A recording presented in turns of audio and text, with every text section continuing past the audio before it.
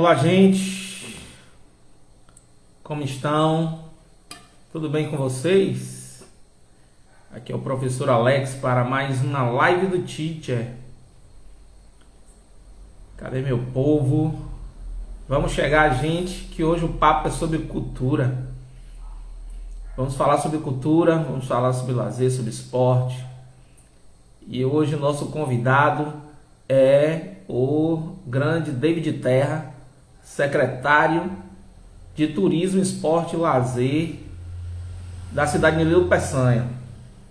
Vamos estar batendo um papo daqui a pouquinho com o David aqui. Só estou aguardando ele entrar para a gente dar início a mais uma live do Tite aqui com o professor Alex. Desde já eu agradeço a presença de quem ficar aqui, ligadinho com a gente. Mandar um abraço aí para todos vocês. Aquele boa noite carinhoso do professor Alex, tá bom? Já já a gente começa nosso papo aqui com David Terra, ele que é o secretário de Cultura, Esporte e Lazer da cidade de Nilo Peçanha. Nilo Peçanha, que tem a famosa Zabiapunga, que respira tanta cultura como nossa região aqui de Valença. Valença também respira muita cultura e vamos falar um pouquinho sobre essa culturalidade da nossa cidade, tá bom? Eu só estou no aguardo, daqui a pouquinho ele vai entrar aqui ao vivo e a gente vai ter o prazer de conversar com o David Terra. Lembrando que nossa live acontece todas as terças-feiras, às 8 horas, aqui no meu Instagram.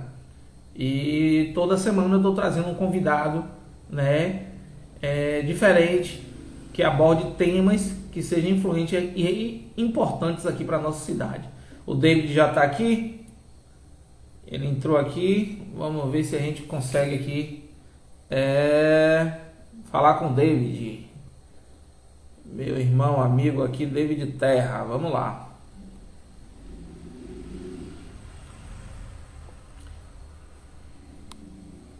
David Terra. Boa noite, meu querido.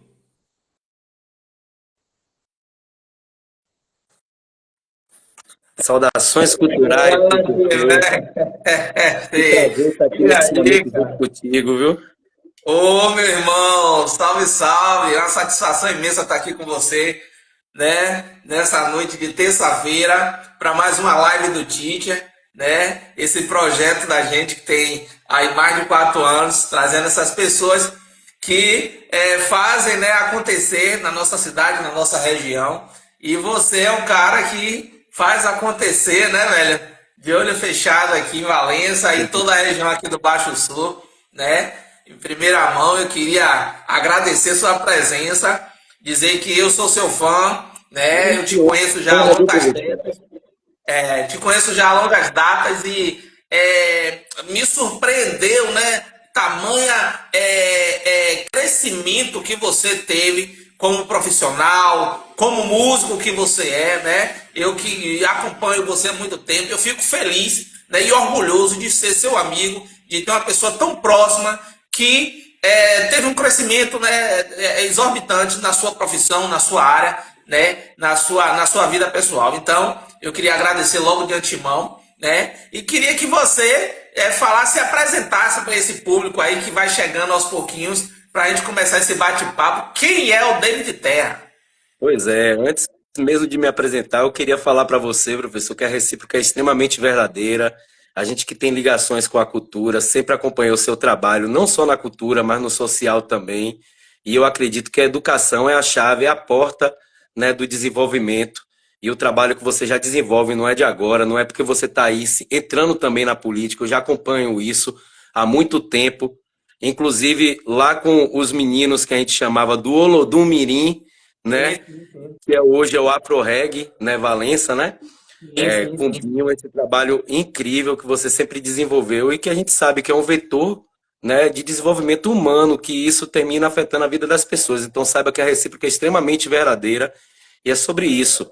Eu sou David Terra, estou, porque é uma posição passageira. Eu estou secretário de Cultura de Nilo Peçanha, um município vizinho a Valença, aqui de 14 mil habitantes.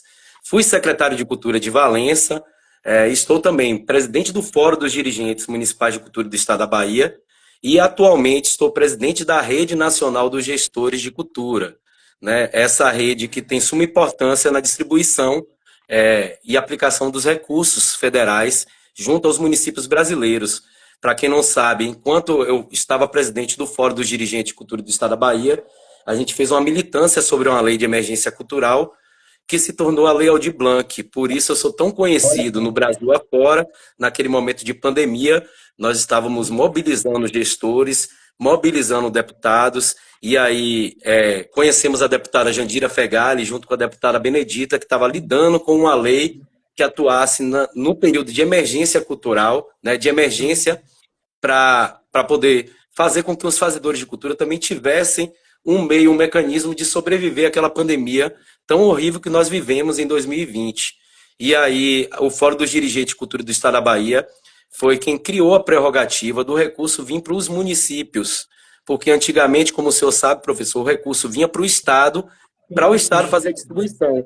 Hoje não, hoje o próprio município ele pode se mobilizar e captar recursos que hoje, né, já não é mais Lei Aldir Blanc, hoje se tornou uma política nacional com o nosso presidente Lula. A gente ainda tem aí 5 anos de repasse direto e já estamos na tratativa para fazer com que esse repasse seja efetivado de fato e que os municípios possam receber recurso para fazer aplicabilidade na cultura. Então esse David Terra, e agora eu posso dizer, eu sou fazedor de cultura, eu sou da cultura popular, sou membro do grupo Zambiapunga, sou também ator, né? Fiz artes cênicas, trabalhei com teatro, trabalho com cinema no audiovisual, com Lula Oliveira, Ana Luísa Pena, trabalhei em alguns filmes, agora a gente ganhou uma premiação no audiovisual internacional, no Festival Olhar de Cinema, com o filme A Mensageira, de Cláudio Marques, né? E eu sou trabalhador da cultura, por isso estou na posição de gestor cultural, até porque antes de estar gestor cultural, professor, eu nunca tinha ganhado um edital. E era isso que me incomodava. Por que que o recurso da cultura não chega para mim, não chega para Binho, não chega na periferia, não chega nos movimentos culturais que são o verdadeiro alicerce da cultura brasileira, né? E hoje a gente vê esses recursos chegando em todo o Brasil e agora é fazer realmente com que os recursos se descentralizem, né? Com que a gente consiga alcançar a ponta, com que a gente consiga vencer as burocracias que são impostas, né? Afinal, hoje a gente tem uma política de edital, que é a política que faz com que o recurso seja direcionado à cultura, mas precisamos entender que a política de edital não é uma política que faz com que o recurso chegue de fato na ponta. É uma política que é uma peneira, né, que termina segregando os mais inteligentes para aqueles que não têm o nível acadêmico para acessar esse recurso. Então a gente precisa criar novos mecanismos culturais, é essa militância que a gente desenvolve hoje, né? Entender que a política cultural, ela não é uma política acadêmica. É necessário ter editais? Afinal, você não vai lidar, né, com o Olodum original da mesma forma com que você lida com o Olodum Mirim de Valença, né? Então, um é um programa social que precisa ser assistido. O outro precisa participar de edital, porque tem que ter uma importância daquele recurso ser empregado, um recurso alto. Você não pega um recurso público alto e destina para qualquer pessoa. Tem que ter responsabilidade fiscal, né? Tem que ter diversas prerrogativas. Mas é sobre isso. Que prazer estar contigo, meu professor. Você é um cara que me inspira. Agora sim, Terra, veja só, eu tenho algumas perguntas, né, que o pessoal aqui vem mandando pra gente, a gente sempre faz as perguntas aos nossos convidados. E a primeira pergunta que eu tenho para você é a seguinte, me perguntaram o seguinte: quais são as principais barreiras, né, que você identifica para que o acesso à cultura ele chegue a esses diferentes projetos, essas diferentes localidades aí? Então, professor, aí é justamente isso. A gente precisa entender que a política de cultura, ela não pode ser uma política apenas acadêmica, é uma política de que tem que ser efetivada através do edital. O edital abriu caminho, sim.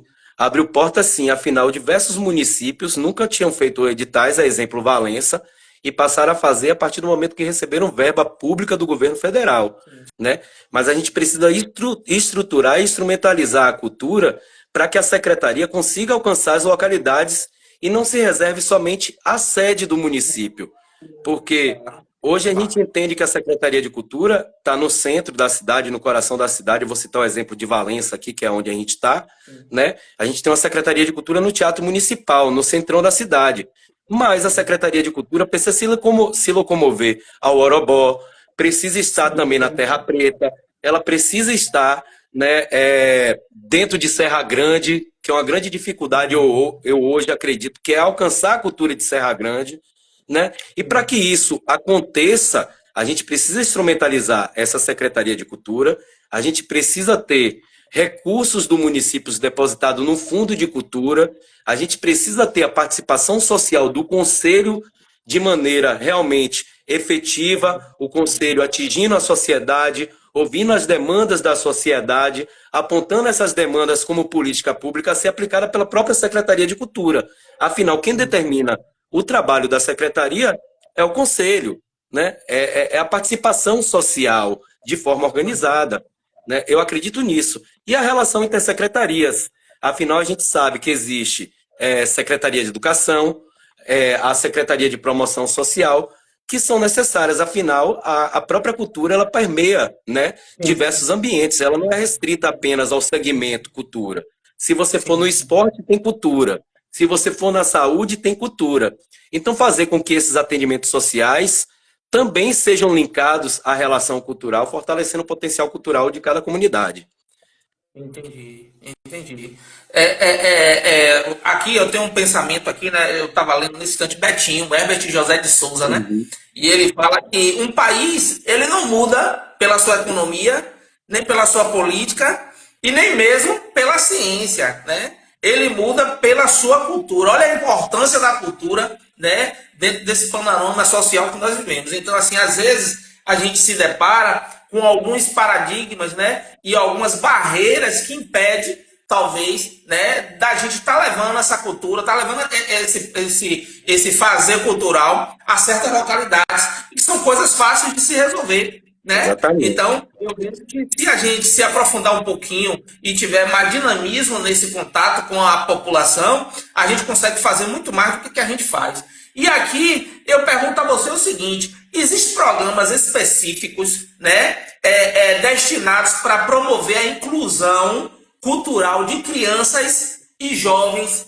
em situações assim de vulnerabilidade, principalmente aí no município onde você trabalha? Você tem essa preocupação? Então, em Nilo Peçanha nós temos inclusive um programa chamado Agentes Culturais, que é desenvolvido pelo Grupo Cultural Zambiapunga. É uma relação intersecretarias, voltando àquilo que eu falei lá antes, né? Já que a Secretaria de Cultura ela não tem fundo, a gente está organizando a cultura, a gente cria a relação intersecretarias, né? E hoje a gente desenvolve um trabalho junto ao Grupo Zambiapunga com recursos do Conselho Municipal dos Direitos da Criança e do Adolescente, que é o CMDCA, que em Valença também tem o CMDCA, né?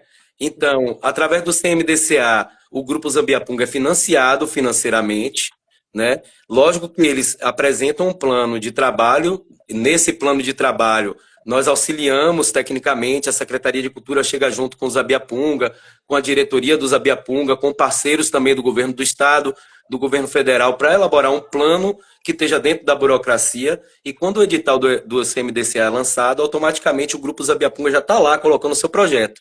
E em Nilo Peçanha, desde que eu estou lá, a gente já vai passar agora para o segundo ou terceiro ano de financiamento. Iniciou-se, inclusive, essa semana e se trabalha o ano inteiro com políticas de afirmação, desde o autopertencimento à sua cultura, à sua identidade. Afinal, Nilo Peçanha é a terra do Zabiapunga. As pessoas, os jovens precisam entender para salvaguardar essa cultura lá na frente. Até por isso é muito vivo dentro de Nilo Peçanha. E Nilo Peçanha, você entra, está lá exposto, a terra do Zabiapunga, né? Porque eles se auto-identificam, se reconhecem enquanto, né, pessoas que fazem parte daquele movimento cultural, que veio trazido para cá, inclusive, pelos negros africanos da África Central, que vieram escravizados.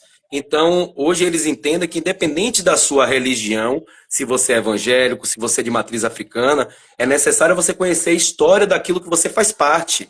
Até porque aqueles antepassados, nossos ancestrais, brigaram para te dar a liberdade de escolha da sua religião, né, da sua opção, Enfim, então hoje a gente tem em Nilo Peçanha os agentes culturais do Zambiapunga que trabalham com história da Zambiapunga, confecção de figurinos, remetendo por que as roupas são de muquiche, como cortar, né, a seda para poder fazer o muquiche na calça, por que o Zambiapunga de Nilo Peçanha tem um capacete oval, né? Como construir aquele capacete oval para não ficar parecido com o Zabiapunga, que é daqui de Valença, que já tem um outro tipo de capacete cônico, né? E Sim. trabalhar essa identidade, né, como um vetor. E hoje, inclusive, a gente está pegando esses meninos, inclusive, e mandando para filmes quando retratam o Zabiapunga como figurantes. E, enfim, fomentando também a economia de professores de história que estão lá dentro para contar essa história, dos próprios meninos que passaram pelo Zabiapunga, que hoje são professores e instrutores do próprio Zabiapunga com novos meninos. E assim a gente trabalha o ano inteiro. Não só com o Zabiapunga. Também temos o projeto Anjos, que é um projeto de judô, né, com as crianças, que também é financiado pelo CMDCA. E é sobre isso, é intercalar as culturas e fazer com que ela tenha acesso aonde tem recurso. Porque a nossa democracia cultural, professor, infelizmente, isso tudo deveria sair da Secretaria de Cultura. Mas a nossa democracia cultural, ela é um bebê, né? Para você ter ideia, esse ano que nós estamos agora, foi sancionado o Sistema Nacional de Cultura, o marco regulatório do fomento à cultura, políticas culturais que foram interpostas pelo ministro Gil em 2006. Né? Então a gente está tirando do papel, a gente está começando a democratizar realmente o fazer cultural. E apesar da gente viver no berço da cultura, que é a Bahia, né, a gente ainda tem um longo caminho a percorrer no que tange a formação das pessoas para entender o seu fazer cultural e se reconhecerem também enquanto fazedores de cultura, se reconhecerem enquanto trabalhadores desse meio cultural, seja fazer cultura por hobby, que é uma questão, né, porque todo mundo tem cultura, seja ser um verdadeiro trabalhador da cultura, trabalhar na indústria do cinema, das artes visuais e entender qual o mecanismo que você vai fazer para alcançar o sucesso mediante a isso. Certo, certo. Eu falo porque assim, eu sou professor, mas eu aprendo ao ensinar e ensino ao aprender. Né? Eu aprendi assim. E o que é que acontece? Aqui em Valença, eu vejo que a gente vem se perdendo ao longo do tempo. Né? Certas oportunidades e certas culturas estão sendo esquecidas ao longo do tempo. Só para você ter uma ideia, Valência é uma cidade que não tem monumento. E uma cidade que não tem monumento é uma cidade que não preserva o seu passado.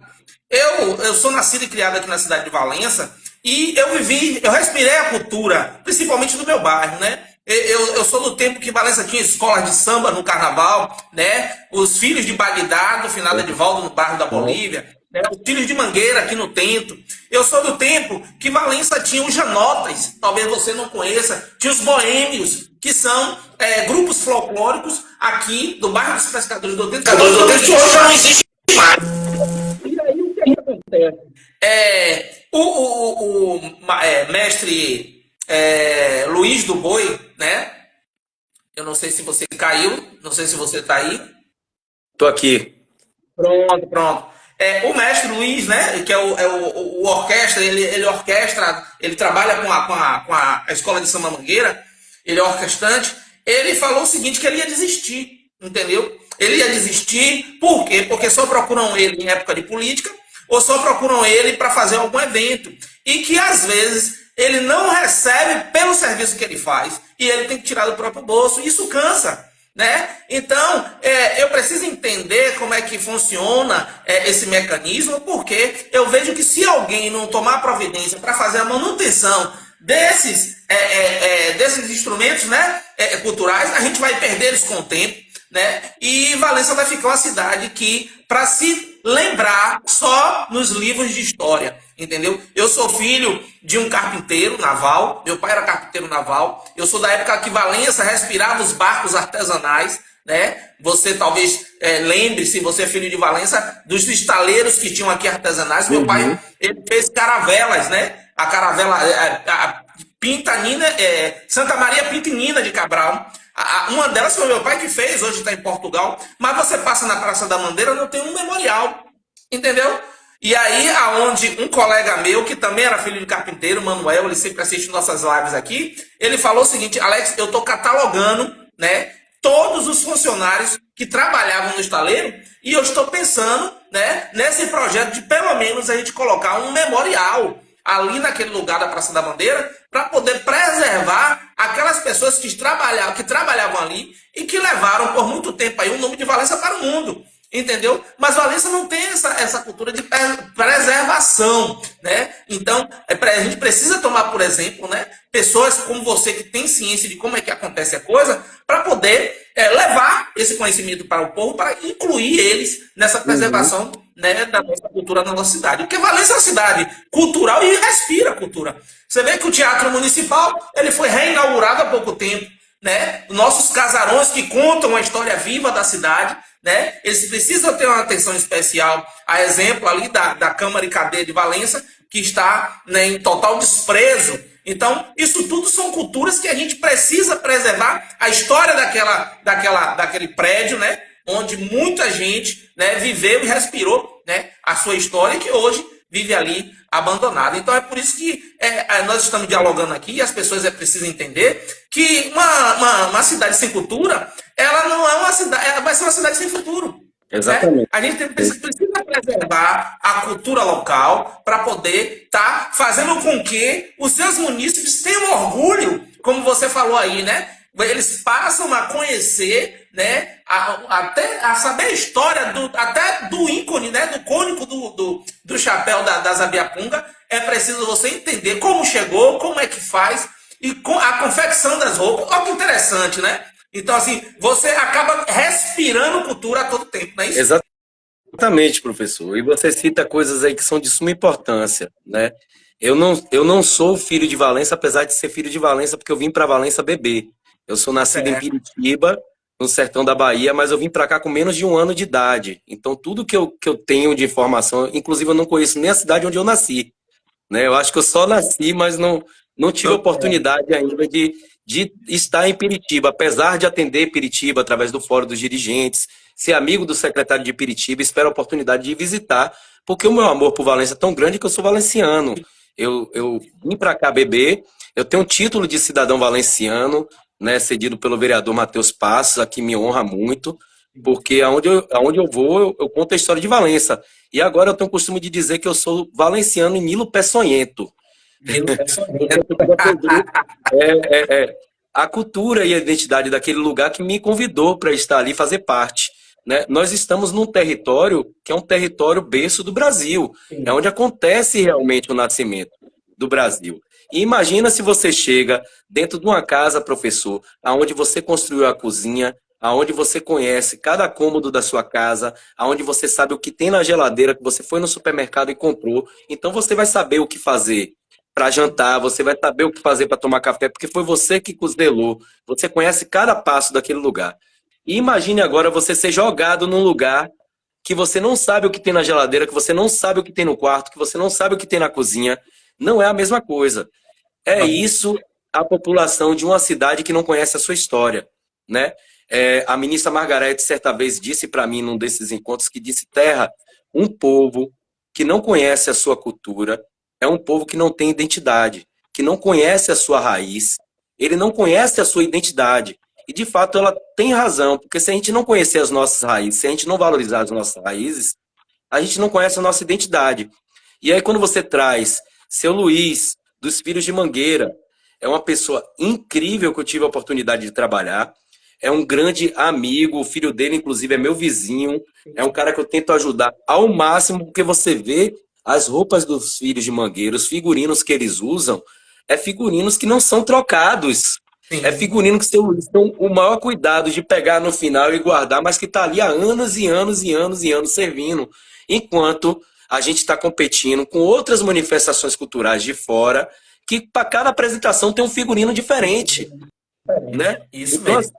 Isso é salvaguardar. A gente precisa dar identidade a esse pessoal. Os instrumentos que os Filhos de Mangueira necessitam, muitas das vezes é seu Luiz lá fabricando ou pegando o apoio de do professor Alex, de terra de cá, e aí faz uma apresentação para o poder público não paga.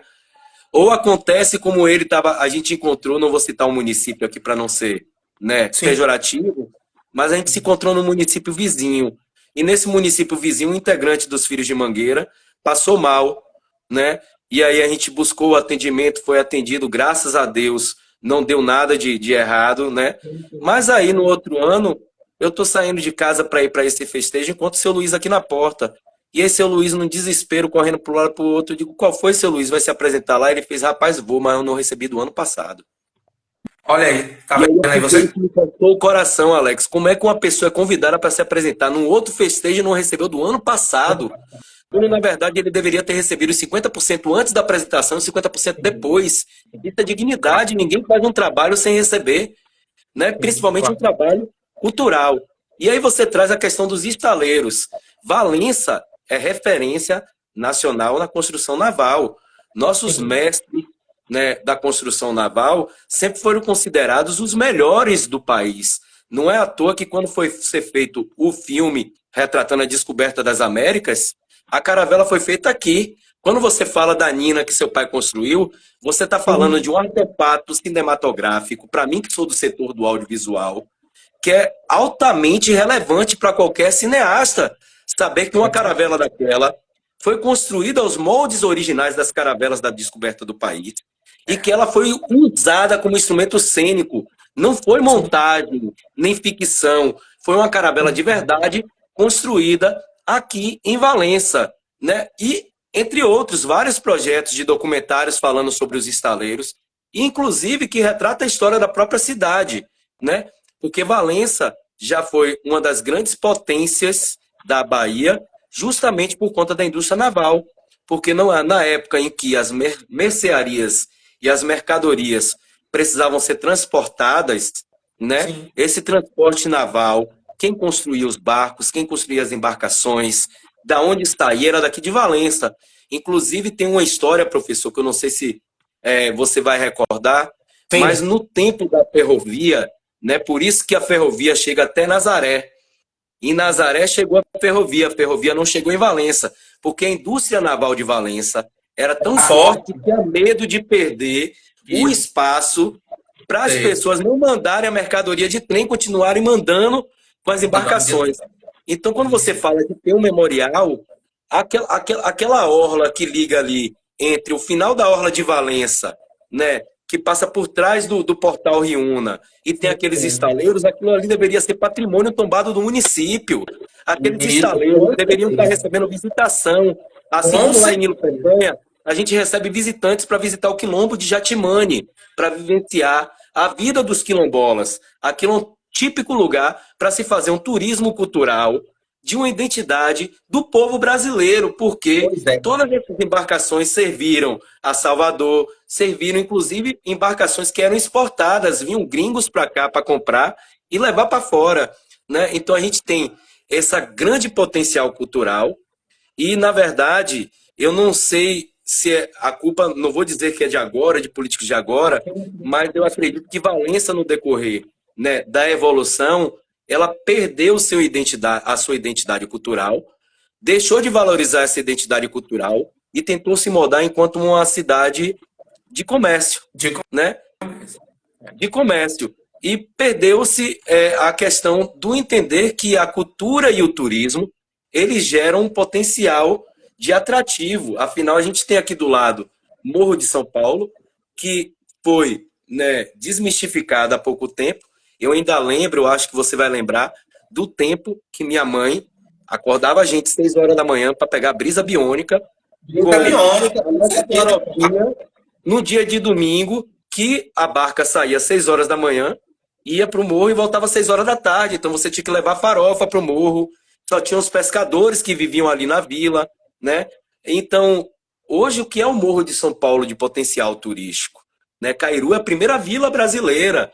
Cairu explora isso com suas igrejas. Se você for lá, o convento está literalmente reformado, museu dentro do convento, que você pode ver peças que vieram trazidas para cá no tempo dos jesuítas. E quando a gente vai estudar a história do Brasil, foi isso que isso foi um divisor de água para mim em relação à cultura, né? Porque eu sempre gostei muito de história. Eu fui aluno de professor Guto, Guto Moutinho.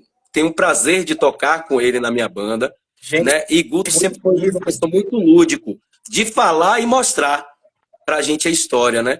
E aí, quando a gente vai estudar a história do Brasil, a gente estuda a chegada dos jesuítas. Chegada dos jesuítas é com nossas igrejas aqui.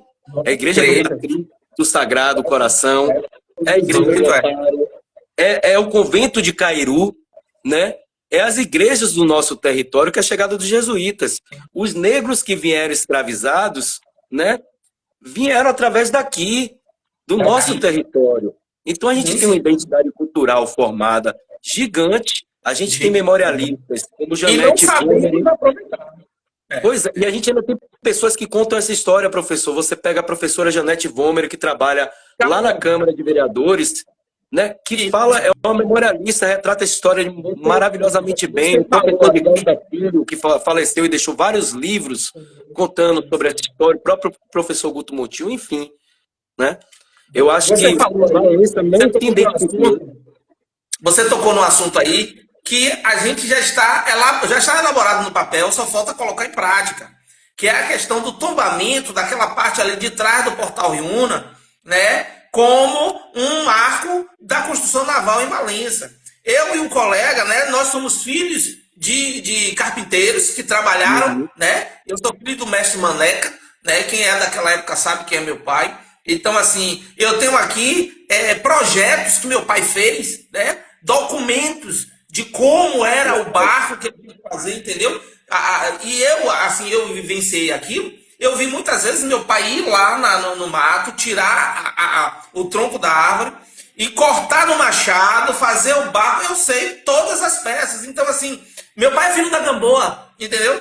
Então, minha mãe conta que ele foi um dos primeiros a estar fazendo, juntamente com o mestre Alfredo, que é o baluarte, né, justamente com a família Assis, né, aqui em Valença. Meu pai foi um dos primeiros aprendizes e que ele também ajudou a construir uma das brisas biônicas. Então, assim, nós temos aqui documentos, ferramentas daquela época que hoje você já não vê mais, entendeu? Assim, o nome de todos aqueles que passaram, né? Finado Biribinha, finado Mestre Alfeu, finado Zé da Moita, e assim, apelidos e nomes, coisa e tal. Nós temos catalogados isso, e eu acho que é de suma importância um memorial com todos aqueles que contribuíram para que Valença fosse esse celeiro naval, né, de suma importância dentro da Bahia. Então, isso que você falou aí é excepcional para a cidade e além de ser um atrativo turístico, né? Porque você não vai encontrar que vai vir redes de estudantes para poder visitar.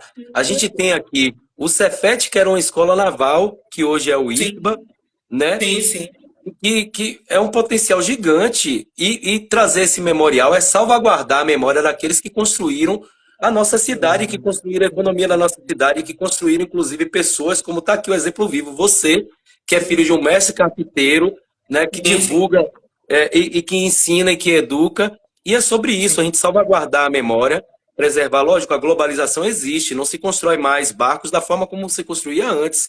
Mas se a gente não tiver conhecimento da nossa raiz, de como nasceu, da gente não entender esse processo, a gente vai continuar perdido no tempo, tentando gerar uma cidade que vai evoluir, que não evolui porque não se identifica, não se conhece.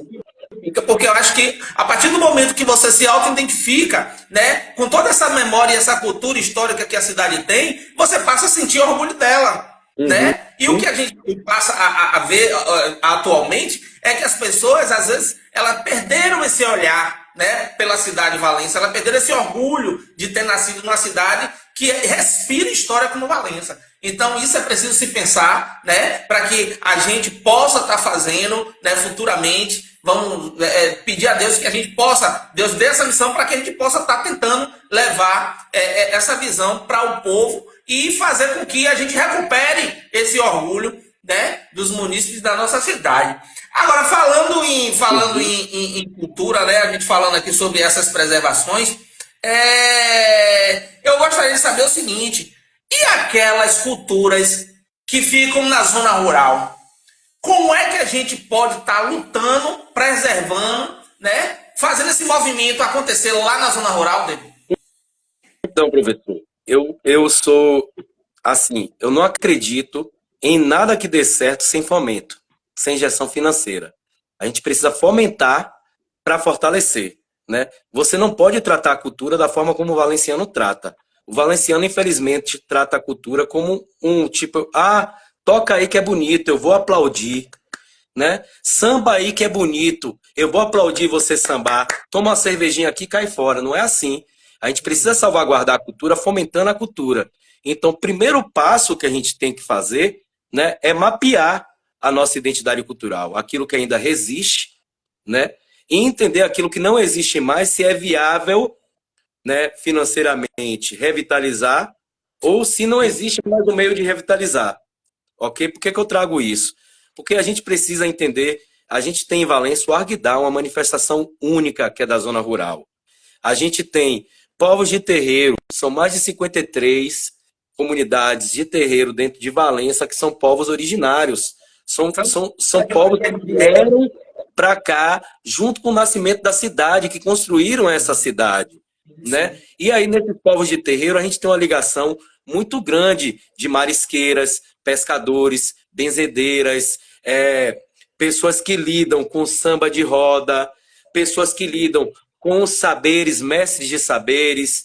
Eu fico encantado em saber que a gente tem essa riqueza, mas ao mesmo tempo, né, não preserva, e que isso pode se apagar com o tempo por falta de fomento, por falta de injeção financeira, por falta de pegar aquele benzedor, né, e dar para ele uma identidade, de trazer ele, mostrar que ele existe, de financiar ele através de políticas públicas como as leis que estão aí, a Política Nacional de Blanc, a Lei Paulo Gustavo, que são políticas para salvaguardar a memória de um fazer cultural, né? Então, eu acredito que para a gente potencializar essas culturas rurais, primeiro passo é fazer com que a Secretaria de Cultura chegue nessas culturas, né? Porque é papel do poder público salvaguardar a política pública. Então, o primeiro passo, a gente precisa registrar essas manifestações culturais, entender e dar visibilidades a ela. Porque não adianta a terra conhecer, professor Alex conhecer, e a maioria da população não conhecer. E os vereadores, a Câmara de Vereador, que é quem cria as leis, é o poder legislativo, não ter conhecimento desse potencial cultural que a gente tem, né? E que é um potencial cultural que cria a história de um território, que cria a história de um país, né? Afinal, o samba, por mais que seja feito no Rio de Janeiro, ele nasce na Bahia. Quando a gente fala que o samba nasce no Recôncavo, a gente tem que também entender que o nosso território, antes de ser Baixo Sul, era recôncavo. Recôncavo, né? Também, justamente. Era recôncavo também. Então, várias histórias vão aparecer daí, de pessoas que saíram daqui, que foram para o Rio de Janeiro, que foram fazer samba, que tiveram uma ligação Valência e Cachoeira, tem uma ligação muito forte. Olha a diferença. Aí a gente retrata duas realidades, Cachoeira e Valença. São duas cidades que participam de um movimento importante de empoderamento cultural dentro do estado da Bahia. Você vai em Cachoeira, Cachoeira tem política de preservação do patrimônio material, que são os prédios históricos. Cachoeira preserva as raízes das suas filarmônicas, que fizeram de Edson Gomes e Cine Calmon rei e príncipes do reggae no Brasil, né? Afinal, aqueles naipes, aquele sopro que tocam com o Edson e com o Cine Calmon são frutos da orquestra de reggae de Cachoeira, né? Cachoeira preserva postes da Valença Teste Industrial, e aí qualquer um pode pegar aqui o que eu estou falando e ir lá em Cachoeira e ver, de 1860. Ou seja, a chegada da energia elétrica perpassa por Valença, que é a primeira hidrelétrica, né? Em que as coisas eram construídas aqui e que remeteram à Cachoeira. Hoje você não encontra um poste desse em Valença, da Valença Industrial. Mas se você passear na orla de Cachoeira, você vai ver que está lá instalado os postes de 1860, postes de 1870, e cada um tem uma data de quando foi instalado. E lá com o nome Valença Teste Industrial, ou seja, foi Valença que mandou para lá e a galera preservou. E Cachoeira se tornou uma cidade turística, cultural, mesmo não tendo praia. E aqui a gente tem uma beleza natural incrível, porque eu acho que Deus foi valenciano, abençoou o território Baixo Sul. Abençoou, porque aqui é muito o Baixo Sul, né? Porque a gente tem belas cachoeiras, que inclusive a gente não pode visitar por falta de segurança pública. A gente tem uma praia linda, como a Praia de Guaibim, que faz parte da história do Brasil com a entrada, né? Quando a gente vem ligar a história de Sebastião de Pontes, desse fidalgo que veio para Valença, que teve uma guerra, inclusive Valença se decretou, né? Principado, e Pontes se decretou rei das terras do Una, e Sim. Portugal combateu Pontes porque não queria perder esse território, né? Aqui existiam os índios aimorés e os índios tupinambás, os guerém, que hoje estão... Velho, a militância dos guerens é linda no povoado de São Fidélis, da aldeia de São Fidélis, né? E aí a gente tem toda essa identidade histórica, e você vai, chega em Valença, um colega meu, eu convidei ele para vir do Rio Grande do Sul, aqui. O colega chegou em Valença querendo conhecer Valença. Quando ele viu, ele estava em Morro de São Paulo. Ele me ligou: Terra, onde você tá? Eu tô aqui na praia, cara. Se você tá em que praia que eu tô aqui no Guaibim, não tô te vendo? Ele fez: pô, brother, eu tô no Morro de São Paulo. Eu digo: e você chegou em Morro como? Se eu te convidei para Valença. Ele fez: não. Eu entrei em Valença, peguei um guia turístico que me botou no estacionamento e me encaminhou para cá. Ou seja, a gente não aproveita nem o próprio potencial. O guia não pegou ele e disse assim: ó, eu vou te levar no estacionamento e vou te levar para conhecer a Câmara onde recebeu o imperador Dom Pedro. Vou te levar para conhecer a primeira eclusa da América do Sul, né, construída no tempo do Brasil Império. Eu vou te levar para conhecer as ruínas da fábrica têxtil. Eu vou te levar para conhecer as igrejas que foram a chegada dos jesuítas no país. E agora você vai na Praia do Guaibim, que tem a Ponta do Curral, que foi o grande comércio e a entrada de gado no país, a entrada das plantas exóticas no país. Não, o guia pegou o colega, botou dentro de uma lancha e disse assim: vá para a praia é lá, ó, e tchau. Aí eu disse: não, irmão, eu moro em Valença, a praia que eu te convidei foi Guaibim, venha nos visitar. Enfim, então a gente tem todo esse potencial que a gente pode explorar, porém a gente não tem uma visão pública desse potencial. A gente não tem um fundo de cultura estabelecido, né? A gente não tem um plano de cultura realmente debatido com a comunidade. Eu sei que muitos vão me apontar isso aqui, mas a gente precisa estruturar o conselho, não por ser conselheiro. O papel, inclusive, seu professor, que foi conselheiro agora, né? Não é defender o que você pensa. Enquanto conselheiro, você é um vereador da cultura, você precisa se reunir com a comunidade, aquela que te elegeu, aquele segmento que você faz parte, e apontar caminhos que o segmento vai desenvolver. Não ser o eu cultura, o eu entendimento. A gente precisa, sim, reunir esse povo da cultura de Valença, trazer formação para esse povo cultural que ficou esquecido durante esses tempos, né? Formação para esses guias turísticos para compreender o que é Serapuí, o que é Valença, o que são as nossas rotas, fomentar empresas. A gente tem uma empresa aqui em Valença chamada Rotas Alternativas. Eu acho fantástico, é um projeto de 2 jovens, Eric e Cíntia, que são apaixonados pela cultura e que se formaram em turismo aqui no Cefet, no IFBA. O IFBA forma turismólogos e exporta para fora, porque a gente não aproveita. A gente tem turismólogos sendo formados em Valença pelo IFBA, a gente tem turismólogos sendo formados pela FASAG. E aonde estão esses turismólogos? Eles precisam ir embora para sobreviver. Assim como eu precisei sair de Valença, porque senão, meu amigo, depois que eu deixei a Secretaria de Cultura, eu estaria aqui passando maus bocados. Que além... Você entendeu porque eu te trouxe aqui? Ser trabalhador da cultura, não existe mecanismo de trabalho. E os poucos mecanismos de trabalho que tem estão vinculados ao poder público, que não traz uma visão de amplitude, traz a visão de tipo assim: Alex é do contra, eu não vou debater com ele. Sim, sim. É bem assim. É bem assim. Então é por isso que eu te trouxe aqui, cara. Porque a gente precisa dar valor a essas pratas da casa, porque a gente está criando pessoas inteligentíssimas, pessoas que sabem o que estão falando e que são, poxa, são filhos da terra. Eles vão nos dar retorno. Então, assim, quando a gente forma um turismólogo e ele vai embora, ele não vai querer voltar, porque ele vai ter uma pessoa que dê um valor maior a ele lá fora, ele vai ganhar o mundo, cara. E a gente sabe que a gente tem uma riqueza aqui que vai ser desprezada, né? Então, olha que aula você deu aí agora pra gente, né? Coisas que até eu não sabia, né? Então, assim, essa questão eu já vinha falando há muito tempo. Nós não aproveitamos o potencial, né, dessa cultura que nós temos aqui em Valença. E que nos dá um retorno gigantesco, gigantesco. Porque hoje o turismo no Brasil, Ave Maria, imagine seu colega. Quer dizer, ele veio a Valença, ele não conheceu nem terça metade de Valença, ele foi para o Morro de São Paulo. Entendeu? Aí eu imagino a sua decepção. Poxa, você trouxe um cara para conhecer a minha cidade, a cidade onde eu, né, convivi por muitos anos, e o cara foi conhecer Cairu, Morro de São Paulo. Entendeu como é a coisa? Então é preciso valorizar o que a gente tem aqui de recurso para poder lá adiante a gente ter um retorno, e isso é de imediato, cara. Na faculdade. Um potencial muito grande, professor. E hoje existem políticas públicas voltadas para o financiamento de ações como essa, de formação de plateia, de injeção financeira. Se a prefeitura não tem recurso, não tem problema. Busca os mecanismos do governo estadual e do governo federal. Isso. Hoje eu posso te garantir. Eu estou em Nilo Peçanha há 3 anos, e Nilo Peçanha é um município de 1565.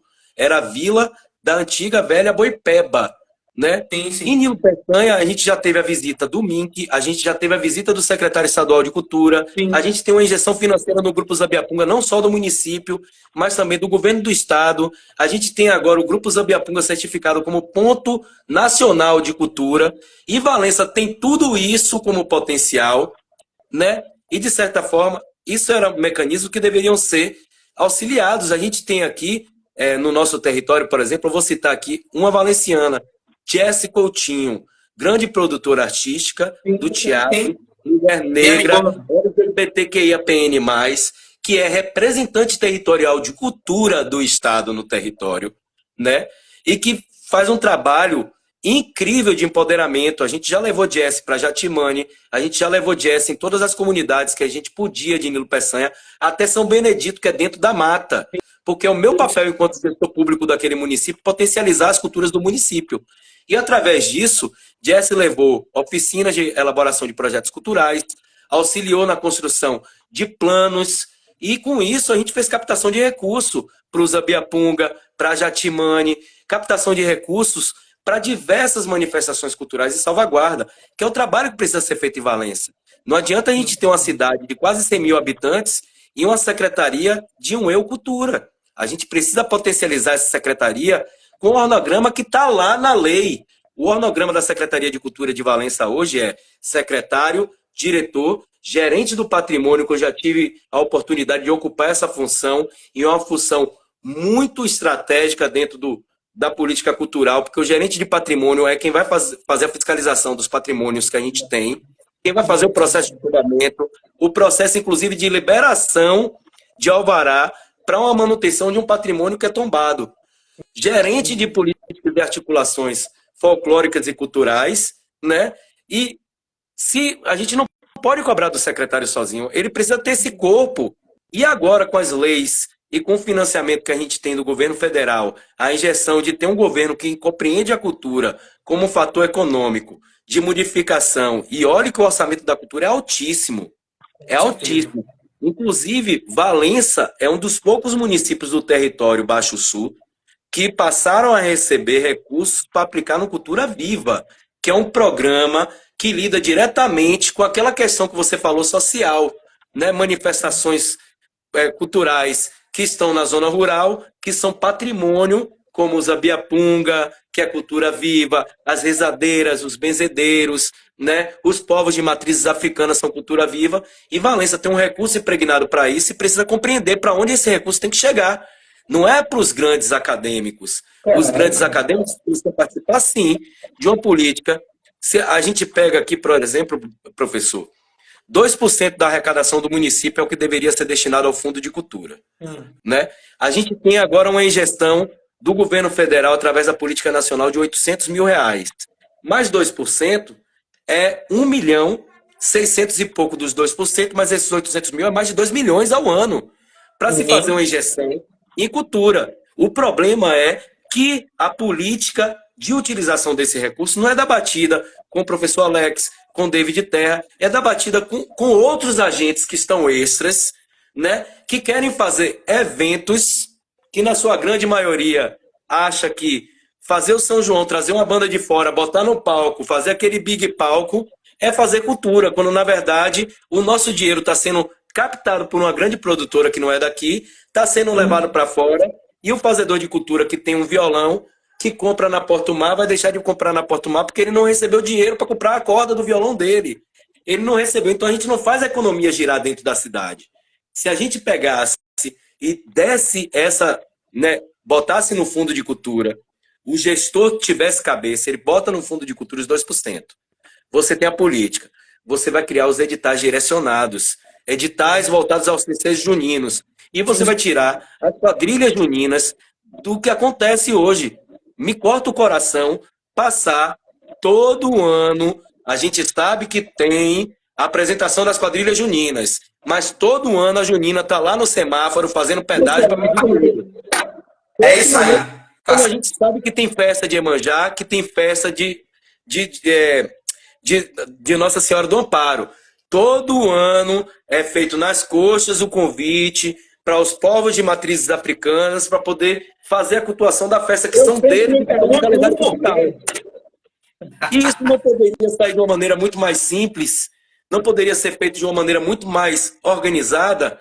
Eu, quando tive a oportunidade de ser secretário, professor, foi uma das coisas que eu virei para o prefeito e falei: não me faça pedir para o povo se apresentar de graça. Eu prefiro não pedir.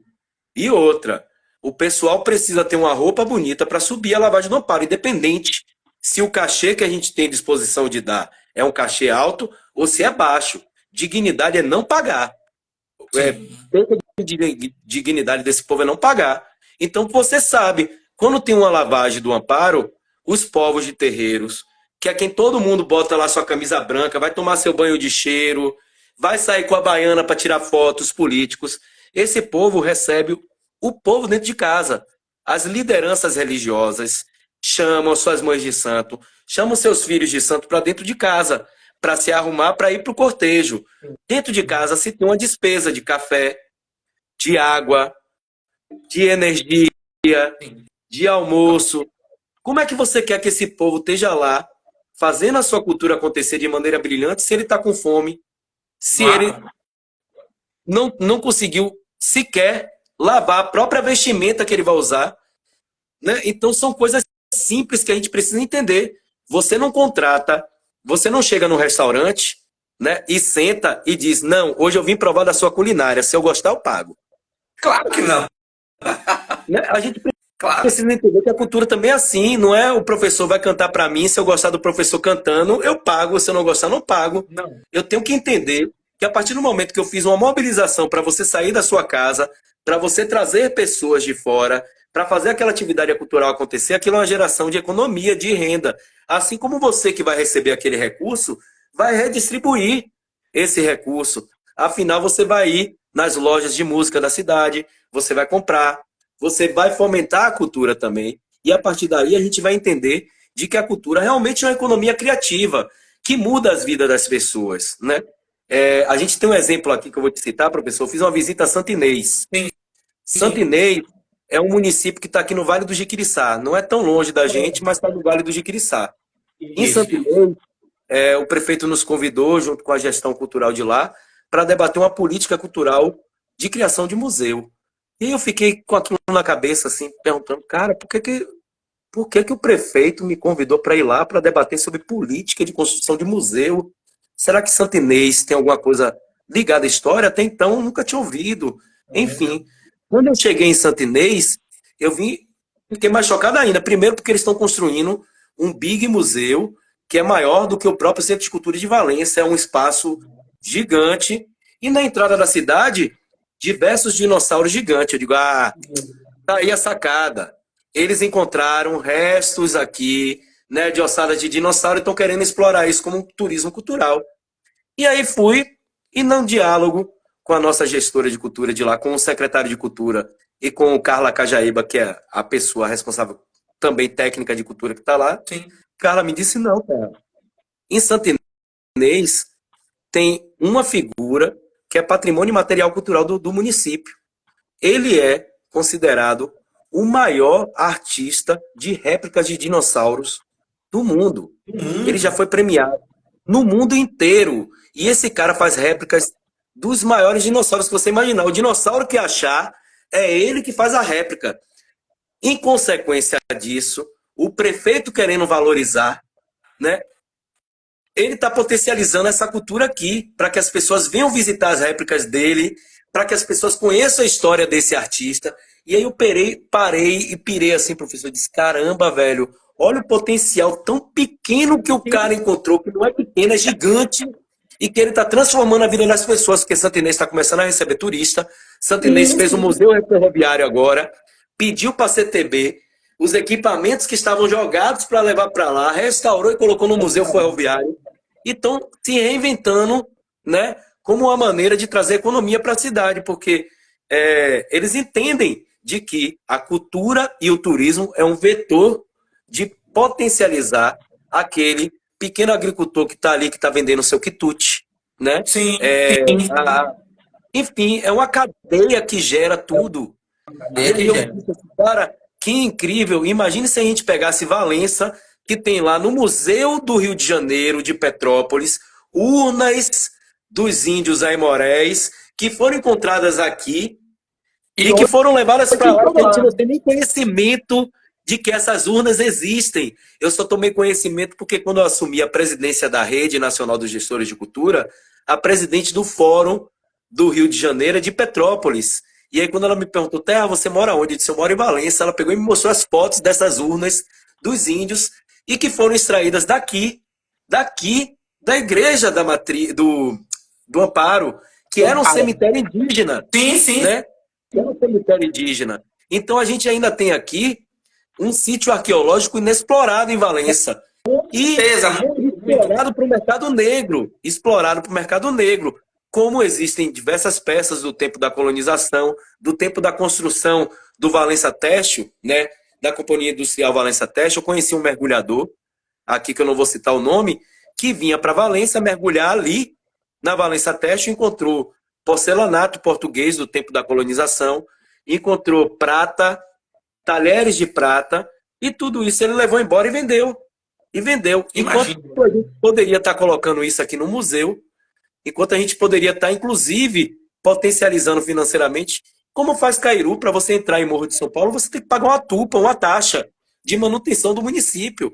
E a gente poderia estar aqui promovendo a inclusão, né? A gente poderia estar promovendo, inclusive, registrar e salvaguardar essa história do nosso município, com visitação dos estudantes que nem conhecem, não sabem que naquele casarão que está caindo ali na orla, que é a Câmara Municipal, né, de Vereadores, que está hoje, né, pedindo socorro por uma reforma, que existem burocracias, eu sei que existem diversas burocracias, mas se a gente se unir, a gente vence as burocracias, que o exército de um homem só não vence sozinho. Não vence. Se a gente se unir, entender a importância que aquilo ali tem, a gente já tinha restaurado.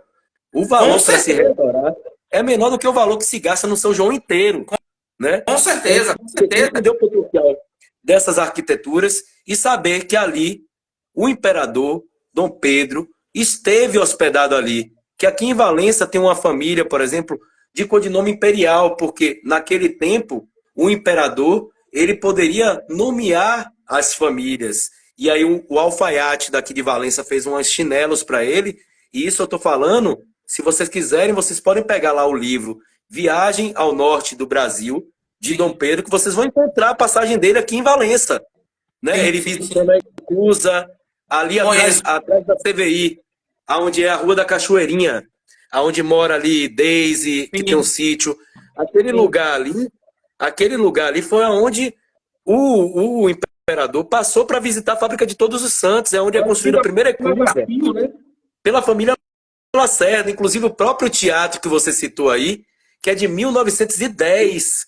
O teatro passou anos a classe cultural militando pela reforma daquele teatro. Hoje a gente vê algumas pessoas se intitulando, né, os grandes bangangãs que foram quem reformaram o teatro. Não foi, eu não posso negar a história. Antes, inclusive, de David Terra, de Alex, existiram outras figuras, né, como o próprio Otávio Mota, Juliano Brito, Irene Dori, que militaram mais de 30 anos para que a gente conseguisse realmente, de fato, fazer a reforma naquele teatro. E que foi um termo de acerto e conduta, um TAC feito em 2018, né? Que a gente precisou perder um casarão para restaurar outro. A gente Sim. precisou prender aquele prédio que está ali instalado na praça, né, que foi tombado. Em contrapartida, o empresário que derrubou o prédio, né, entrou com a reforma do teatro. E que também Sim. teve outros também protagonistas dentro daquela reforma do teatro que foram apagadas, instituições como a Faculdade Atenas, enfim, eu poderia aqui passar uma noite inteira te contando essa história. Mas por que que é necessário a gente falar isso? Porque ainda bem que a gente tem aquele patrimônio de volta. Sim. Mas a gente ainda tem outros patrimônios para salvar. A gente Com tem o prédio certeza. da antiga cadeia, que foi a primeira casa de câmara, né? E que está datado na história também da instauração de Valença. A gente tem o Marco Zero de Valença. A gente tem hoje em Valença, que é uma luta, inclusive, do Conselho Estadual de Cultura. A gente tem 2 conselheiros estaduais dentro de Valença, hoje, que sou eu e Adriano Pereira, né? O baixinho historiador, conhecido como Adriano do PT. É. Adriano é conselheiro estadual de cultura. Nós brigamos muito para instalar o marco da independência da Bahia aqui em Valença. E aí o marco foi retirado. Depois que o marco foi retirado, né, através de solicitação, recolocaram o marco, colocaram uma escultura de um artista de Florianópolis, né, trouxeram o Aquele. artista de Florianópolis, Sim. fizeram a instalação do artista de Florianópolis e apagaram a nossa história que está contada naquele marco. Porque se você passar por lá agora de noite, está apagado. O que eu estou te falando retrata, está apagado. Será que ninguém está vendo que aquilo ali foi instalado pelo governo do estado, que tinha instalação elétrica e que foi retirado, né? Por que foi retirado? Será que a gente quer apagar a memória do povo? E Valença lutou a independência. Valença recebeu aqui, né, esquadras e que mandou os nossos valencianos para lutar no 2 de julho. Sim, Né? sim. Valença está na história do 2 de julho. Não só isso, Valença é considerada, tem uma revista Veja não, super interessante. Uma revista super interessante que está lá na capa, assim, a Pearl Harbor brasileira. Por que a Pearl Harbor brasileira? Porque, para quem não sabe, o Brasil entra na Segunda Guerra Mundial devido ao ataque de 2 navios pelos alemães aqui, na costa brasileira. Adivinha onde foi esse ataque, amigo? Aqui da Bahia, da costa aqui do Morro de São Paulo. Adivinha onde os náufragos foram atendidos e onde é o primeiro banco de sangue? Aqui na Recreativa, na Praça Demar Braga Guimarães. Olha o quanto que Valença é importante culturalmente e historicamente para o Brasil. Valença fez com que o presidente da República, que não estava nem aí para a guerra, até porque a gente estava na paz, o Brasil sempre foi um país de paz, né? A gente estava aqui, os americanos queriam que a gente entrasse na guerra, mas os americanos também estavam lá vendendo armas para ambos os lados, mandando os caras pegar fogo, né? Porque eles vendiam as armas, então eles queriam que o negócio pegasse lá. Quando o bicho pega para os americanos vêm chamar os brasileiros, olha, bora para guerra. E os brasileiros não foram. Precisou acontecer um ataque que foi por engano também, né? Nessa super interessante, ela conta como foi esse ataque. E esse ataque foi por engano. Eles não sabiam, eles estavam desnorteados, eles não sabiam que estava na costa brasileira, mas eles atacaram essas 2 embarcações. Aí, automaticamente, a presidência da República toma a nota e diz, não, a partir de agora a gente se posiciona. A gente está do lado dos aliados. E aí, já no final da guerra, manda-se os pracinhas brasileiros para a Segunda Guerra Mundial, que vai combater lá na Itália, né, os nossos pracinhas, os nossos combatentes brasileiros vão combater a Segunda Guerra Mundial. Mas todo o estopim disso aí acontece na nossa costa. Essa história deveria ser contada, inclusive, com muito mais argumentos técnicos do que o que eu trago, porque o que eu trago são relatos daquilo que eu vou lendo, do que eu vou ouvindo, do que eu consumo culturalmente. Se você sabe, mas aquele prédio ali onde funcionou durante muito tempo, né, a nossa Câmara, né, de Vereadores, eu quando estava fazendo o meu processo de graduação lá no Campus 15, na UNEB, o professor Rui, ele me contou uma história que eu também ainda vou pesquisar, né? Inclusive eu preciso ter esse outro momento com o professor. Eu lembro que quando eu estava estudando, ele falou que Valença Ali foi a casa do Comendador Madureira, se não me engano, é o nome daquela rua ali, é Comendador Madureira. E que ele teve um filho bastardo, ou seja, fora da família. E que o pessoal judiava muito esse filho dele, que era um valenciano, mas que foi um caso extraconjugal. E que quando a coluna Prestes passou pelo Nordeste, esse garoto ele acompanhou a coluna Prestes. E eles venceram a guerra. E diz que no final disso tudo, ele retornou a Valença, ele colocou o filho dele sentado na porta daquela casa, onde todo mundo que passasse teria que bater continência com o filho dele.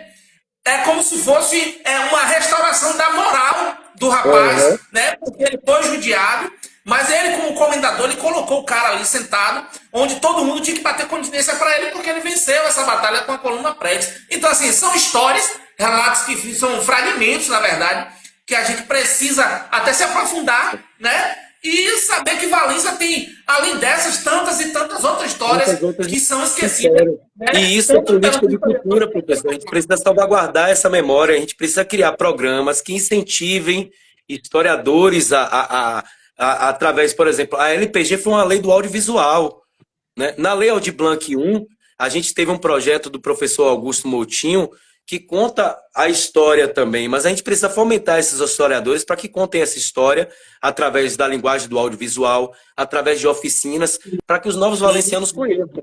Até porque a gente não pode negar que Valença foi uma grande cidade junto ao Império. Quando o Brasil se estabelece, grandes personalidades da história do Brasil estão ligadas a Valença, né? O conselheiro, né? Também a gente pode pegar aqui o Barão de Uruguaiana, que lutou bravamente com a guerra, é um filho de Valença.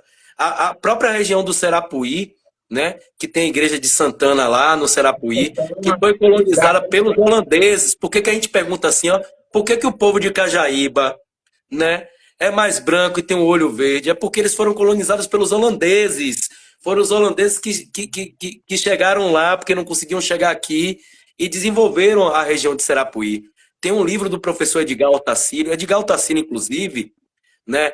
E aí eu já vou fazer o meu pedido, caso o senhor venha vencer esse pleito eleitoral, existe um projeto de lei que foi aprovado na Câmara de Vereadores, né? Colocando o memorial do professor Edgar Altacílio. O professor Edgar Altacílio conta a história de Valença de maneira maestrosa. Ele conta a história de Serapuí. Ele tem um livro que, inclusive, eu tive um diálogo, né, quando eu estive secretário de Cultura, com o finado Frank, que a gente perdeu agora há poucos dias, que foi secretário de Turismo.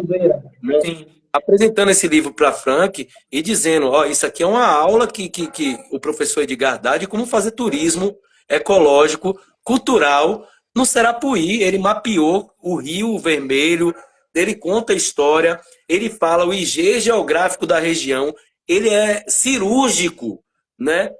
Que chama-se As Margens Férteis do Serapuí. Ele conta até os índios que existiam no Serapuí.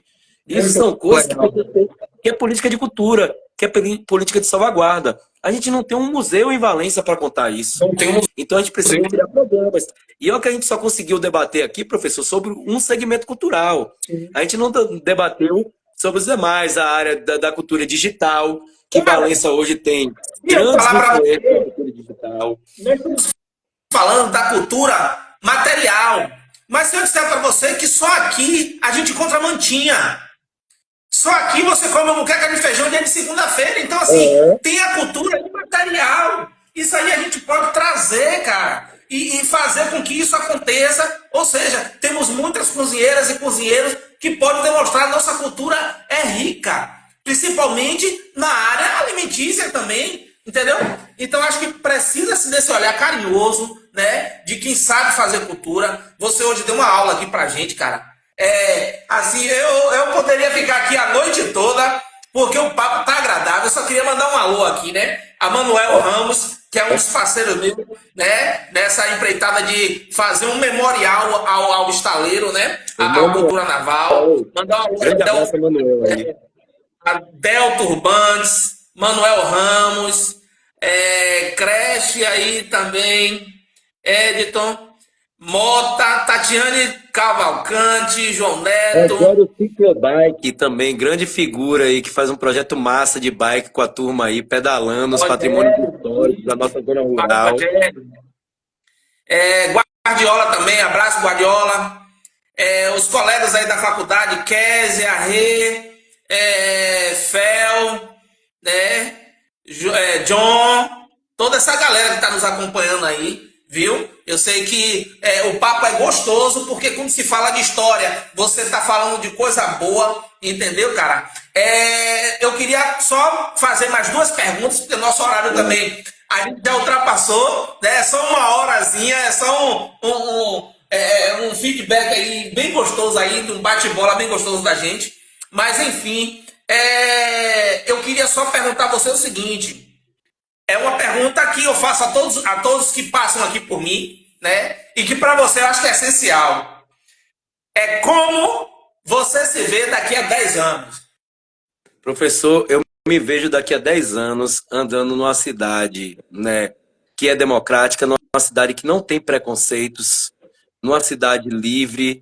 Me vejo meus filhos podendo ter direito de escolha, coisas que eu não pude ter, né? Apesar de hoje ser trabalhador da cultura, ser artista, foi difícil romper essa barreira, quebrar esse paradigma, né? Sem preconceitos e de ver o meu povo feliz, né? Afinal, a gente vive. Eu sou da filosofia Ubuntu, né? Eu sou filho do terreiro Caxuté de Mãe Bárbara. Eu acredito que ninguém pode estar feliz estando sozinho. A gente precisa ter uma comunidade enriquecida. Então, eu quero ver meu povo feliz e me vejo daqui a 10 anos podendo compartilhar essa aula que eu estou dando aqui junto com você, que eu estou aprendendo junto com você também. Daqui a 10 anos, outras e outras pessoas podendo compartilhar desse conhecimento, né? E a gente poder realmente entender da onde a gente vem, aonde a gente está e para onde a gente vai. Com certeza. Cara, eu de antemão te agradeço, né? A presença aqui. A gente vai ter mais momentos como esse, né? Porque com fé em Deus, se tudo der certo, eu vou trazer você para perto da gente, que a gente precisa dialogar, né? Como fazer acontecer na nossa cidade. E você, eu acho que é peça fundamental desse jogo, desse xadrez, entendeu? Então eu queria agradecer a você de todo o coração. Um forte abraço. Que Deus abençoe você.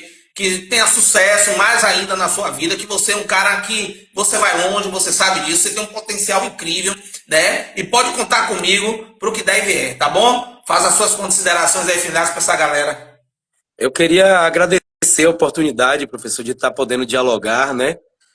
Eu acredito que você teve muita coragem de me chamar. Tem muita gente que tem medo de chamar, não sei porquê, mas eu gosto de compartilhar o conhecimento, eu gosto de aprender também, eu gosto de errar também. E eu acho que é colocando para fora, é errando que a gente melhora enquanto ser humano. E queria, nas considerações finais, falar um pouco também sobre você, essa figura que eu conheci, fora do lado político, que eu conheci militando pelo bem cultural, fazendo um trabalho social incrível, ensinando diversas crianças a se empoderarem.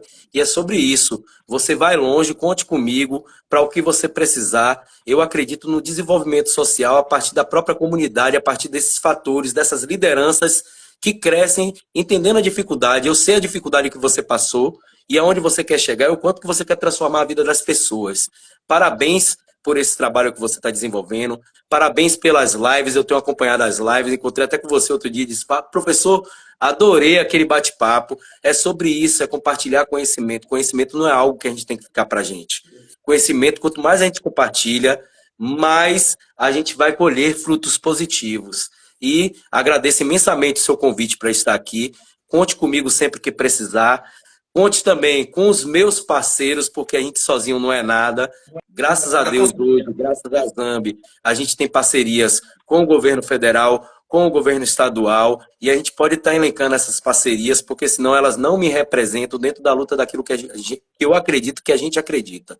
E eu acredito que assim como a cultura mudou minha vida, porque eu poderia estar fazendo qualquer outra coisa da vida hoje, né? Mas hoje eu sou uma referência de cultura e me compreendo e aceito ser essa referência, né? Porque hoje estou presidindo uma rede nacional de secretários de cultura. Parabéns. Isso não é pouca coisa. Estou dialogando diretamente sobre as políticas culturais que estão sendo empregadas nos municípios. Muitos não sabem, mas a gente tem participação ativa, inclusive na aplicabilidade dos recursos do governo federal, chegando no governo estadual e no governo municipal. né, que faz com que esse recurso chegue lá no pequeno fazedor de cultura, né, e de maneira honesta, de maneira íntegra, e contribuindo sendo a voz desse povo que está aqui embaixo, porque eu sou dessa raiz. Eu sou um fazedor de cultura raiz e sei o quanto que não chegou para mim, o quanto que a gente precisa fazer com que as políticas avancem. Porque se nossa democracia é de 89, né, a nossa democracia cultural veio em 2006 com o Gil, e que a gente ainda começou a tirar do papel agora. A gente não tinha uma regulamentação, por exemplo, para a aplicabilidade da cultura. Nossa. O presidente Lula, e eu tive o prazer de estar e ser convidado pelo gabinete da presidência para participar da sanção do Sistema Nacional de Cultura. Porque quem está debatendo a regulamentação somos nós, gestores, sociedade civil, é um governo participativo e a gente está fazendo parte dessa história, né? E é sobre isso. Você faz parte dessa história, você me ensina muito. Se eu estou lá representando hoje, amanhã pode ser outro dos nossos. É mostrar que assim como você chegou na academia, conseguiu transformar sua vida com seu pai, um marceneiro da indústria naval, e hoje está aqui, esse homem negro que pode ter suas tranças, que não está nem aí se as pessoas vão te identificar como Rastafari, se as pessoas vão te identificar como matriz africana, não importa, importa quem é professor Alex. Aquilo que o professor Alex dá para a comunidade, independente da religião, independente do que, né, do estereotipo, da sua identidade sexual, que isso a gente ainda precisa estar muito em Valência, a gente precisa discutir sobre políticas LGBTQIAPN+, a gente precisa ser menos preconceituoso na nossa sociedade, né, e dar dignidade ao nosso povo, porque quando a gente vai para grandes municípios que a gente diz assim, ó, que lugar lindo, eu queria que meu povo fosse assim, é porque aquele povo passou por uma formação, por uma educação. Tem lugares que a gente chega, que a gente não vê empresa de limpeza, mas ninguém joga o lixo na rua, né? Na rua? Porque teve vários professores Alex, porque teve várias pessoas que formaram aquela comunidade a ser uma comunidade melhor. Então, eu queria, nessa consideração final, te parabenizar, agradecer o trabalho que você faz, porque também é pelos meus filhos, é por mim, é por uma sociedade mais justa, e dizer que conte comigo, por que você precisar, para a gente potencializar e fortalecer ainda mais essa sua militância, que é digna, sim, de uma liderança política e que é digna das pessoas se inspirarem, se espelharem, né, e poderem ser também outros professores Alex, ou ser o que elas quiserem ser dentro da sociedade. Claro, claro, claro. Clara, chegou ao final, eu não queria terminar não, mas, enfim, um abraço carinhoso, meu irmão. Fique com Deus, viu?